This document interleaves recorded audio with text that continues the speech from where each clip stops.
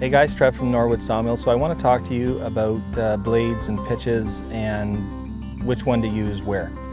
So a lot of guys think that this is a big saw and it has its own set of rules and things are different, when really it's not. It's basically the same principles that you've always used, no different than your table saw.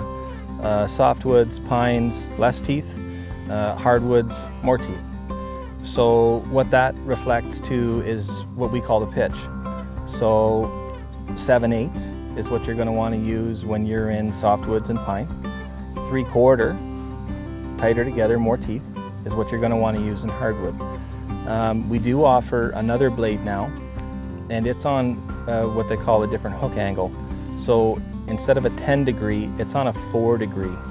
And what this does is it allows you to transition between knots and clear material a lot better than just a 10-degree blade does.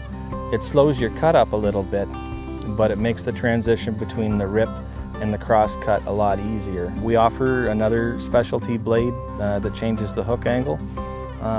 So if you're really having difficulty getting some of those flatter straight boards, we may have some options for you, and that's certainly just as easy as making a phone call and talking to one of our specialists, and we can try and help you out with that, okay? So if you have any questions regarding blades, or if you're having difficulty getting flat boards, give us a call and maybe we can help you out.